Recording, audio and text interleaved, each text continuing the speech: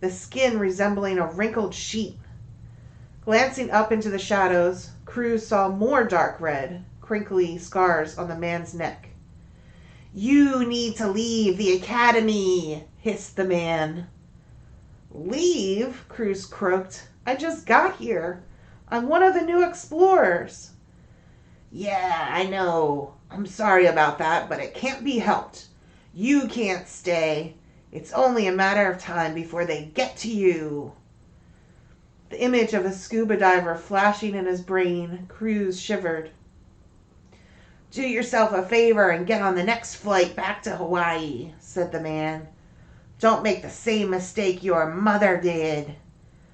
"My mother? How do you know my mother?" "We used to work together. Petra would be alive today if she had listened to me. I'll tell you what I told her. You cannot win. They are too powerful." "Who?"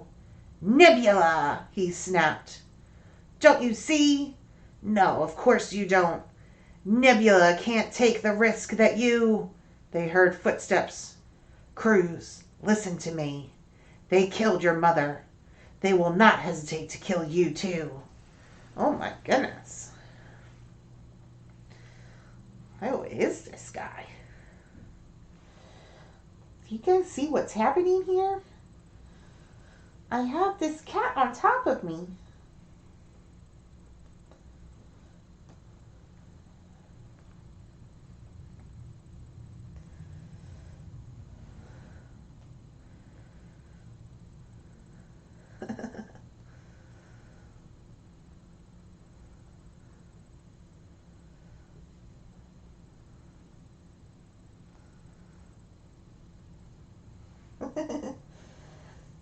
You like that guy? You like that voice?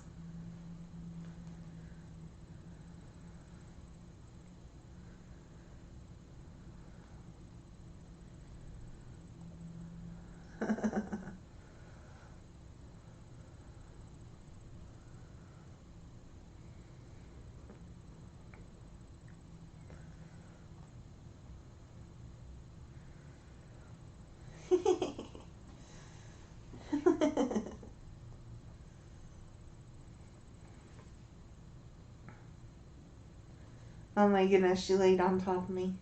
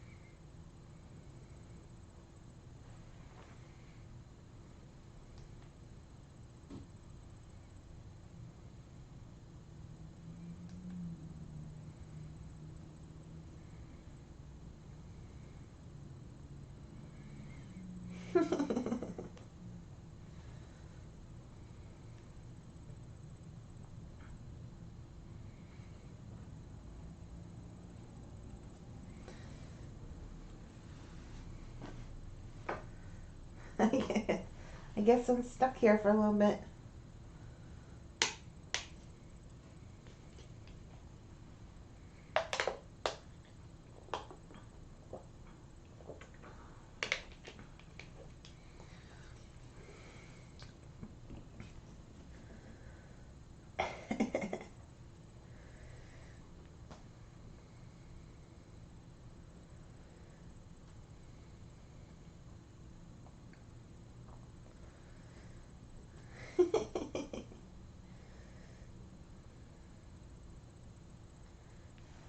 You're so funny. You're so cute.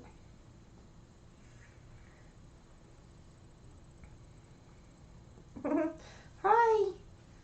Hi there. Oh, hi.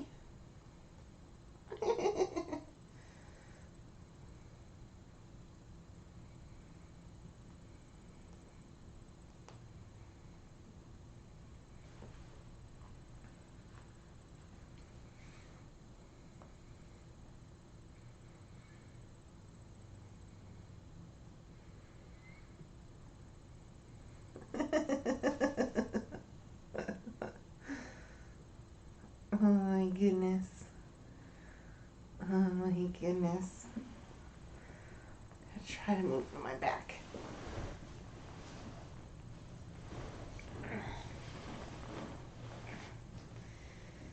Here we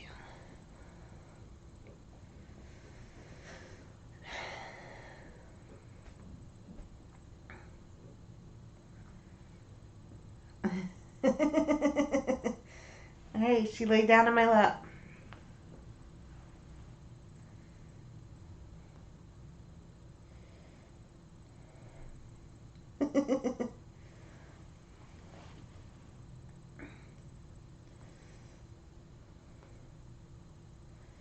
Alright, let's continue the book.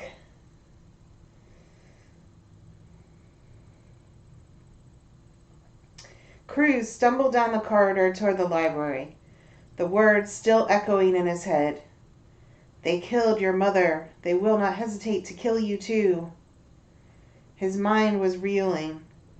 Could it be true that his mother's death wasn't an accident? Who was Nebula? Did they really kill his mom? And where did Cruz fit into the picture? He was a little kid when his mother had died. What had the scarred man started to say? Nebula can't take the risk that you... Risk? What could a 12-year-old possibly do that would be a threat to anybody? It made no sense. Cruz tried to calm himself as he made his way through the stacks in the library. Should he tell someone? Probably. But who? His aunt was the one person he knew he could trust. But if he told her, she'd tell his dad. The two of them would ship him home in a heartbeat. Threat or no threat, Cruz had no intention of leaving the academy. Lonnie, she would help him sort through things. Okay, I need to get a picture of this. Oh my goodness. You guys.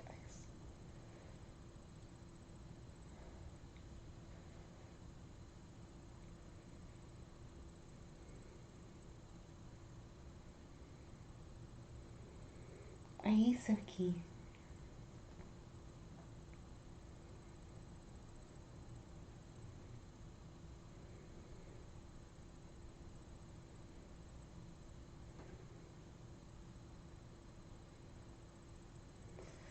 I hope you guys can see where she's laying down.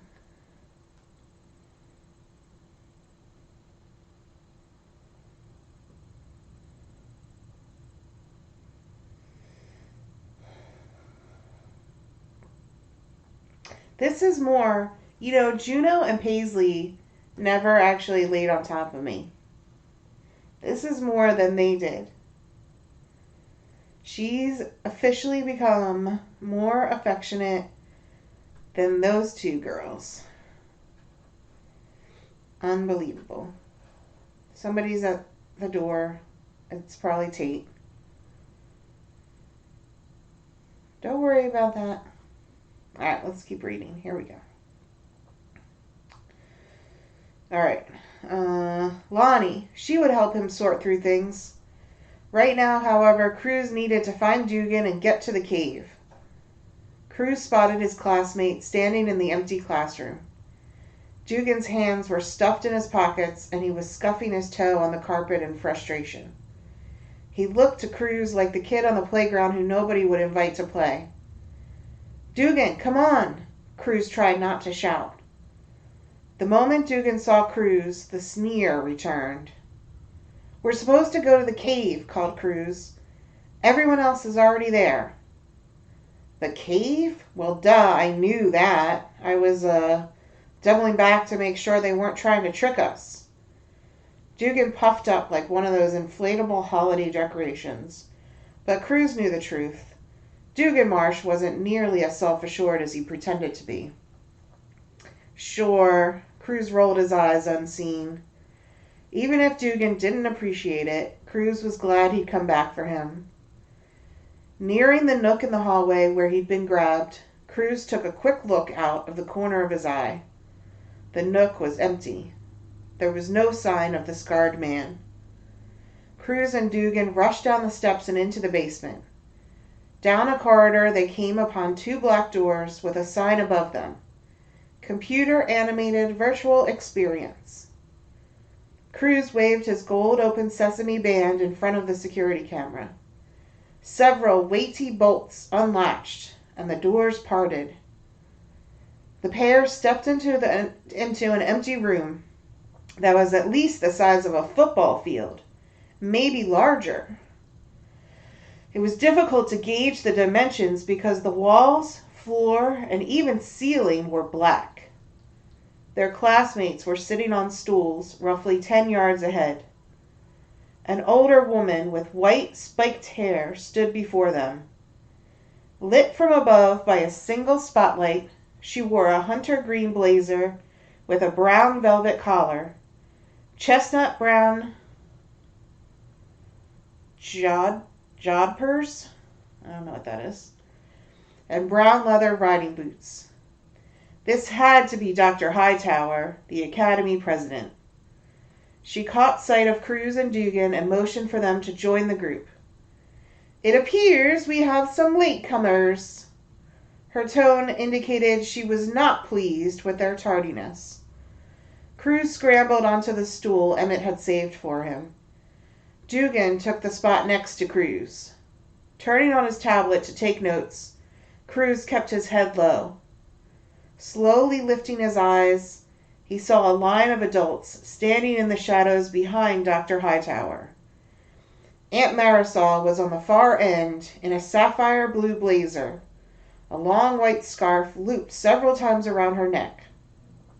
She had her arms folded tightly across her chest and was frowning in his direction.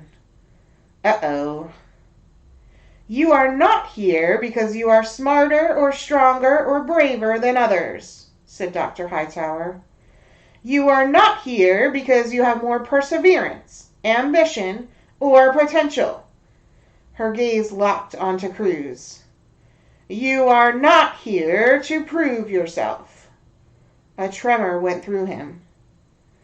"You are here because the world needs you as much as you need it." The Academy president began to slowly pace. The spotlight traveled with her. "As you go through your training, it may seem like your instructors are asking a great deal from you, perhaps more than you are expected to give. We must. The future of this planet is in your hands, and you must do better with it than those who have gone before. It is our job to guide you, to help you seek truth and realize your potential. Each class is assigned a set of instructors." She held out an arm toward the adults standing behind her. "This is yours. They will remain with you throughout your entire education at the Academy. You are privileged to have one of the best faculty ever assembled. You will not meet a more accomplished or dedicated group of experts in his or her respective fields. Allow me to introduce them. This is Dr. Kalpak Modi, Geography and Astronomy. Dr. Conrad Ishikawa, Biology and Oceanography." As each professor stepped forward, he or she was illuminated by a separate spotlight. "Dr. Brent Gabriel, Conservation and Scientific Innovations. Dr. Kira Benedict, Art and Journalism. Dr. Romaine Legrand, Fitness and Survival Training. And Dr. Marisol Coronado, Anthropology, Paleontology, and Cryptology. Explorers, this is your faculty. And faculty, these are your explorers." Teachers and students applauded one another. When Cruz caught Aunt Marisol's eye, the corners of her mouth turned up. Whew! He was forgiven.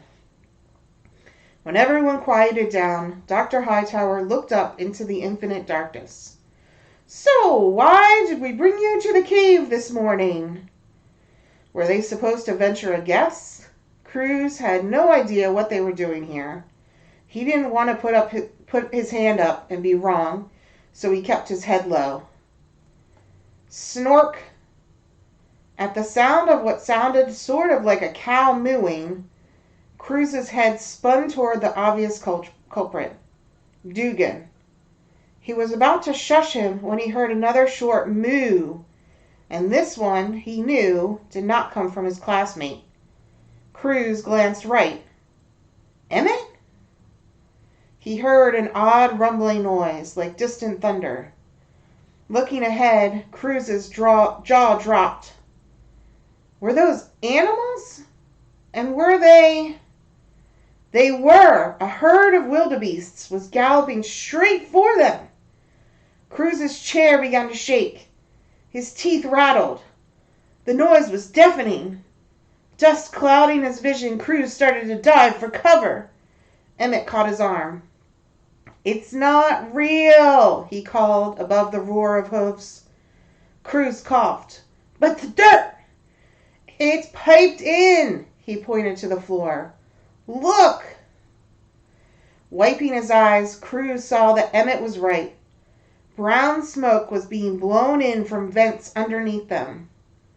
Once he stood his ground, Cruz realized the roar was coming from speakers above, and that the stampede was a three-dimensional video being projected in front of them.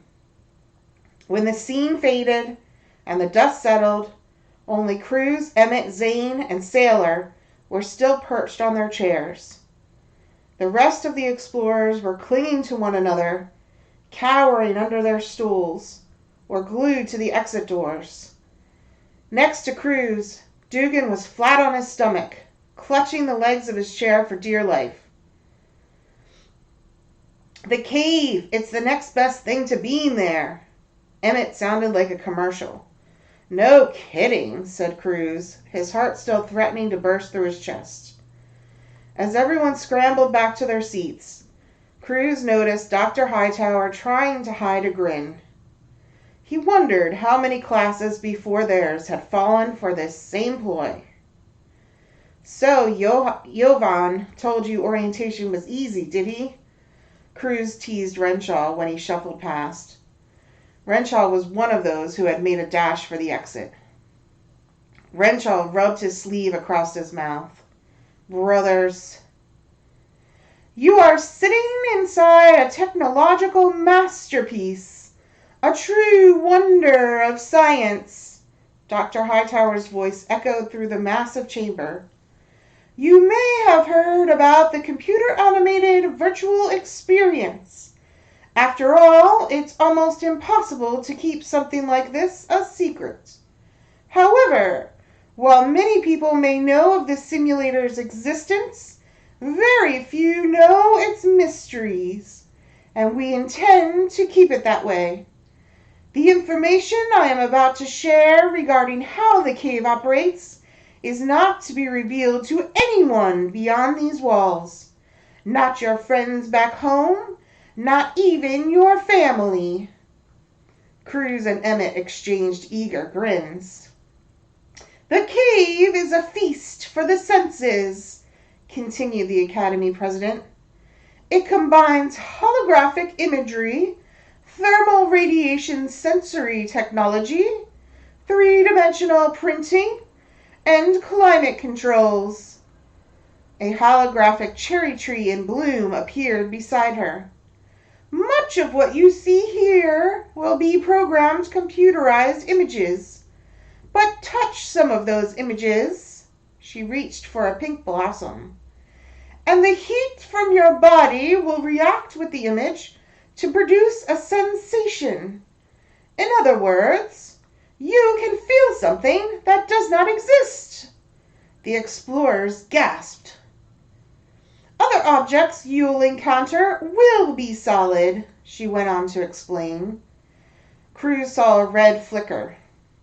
A cardinal landed on Dr. Hightower's shoulder. She held out her finger and the red bird climbed on. This little robotic creature was created with a 3D printer and is outfitted with a computer chip and a solar battery. No, hissed Cruz. Yes, gasped Emmett. Dr. Hightower lifted her hand and the bird flew toward the rafters. Small solids, like this bird, can be constructed in a matter of minutes to coincide with your mission or match the choices you make. Put your hand into an outcrop and you may get bitten by a 3D snake. Of course, as you know now, none of the animals in this environment will harm you, but other things can pose a danger. She gestured to the floor vents. Atmospheric conditions inside the cave are real. In here, you can experience everything from heat exhaustion to frostbite. You can also get injured, so it's important you follow all instructions. This is not a game. We do this because it's important for you to learn to handle such situations in here so you can confidently do it out there, where it's life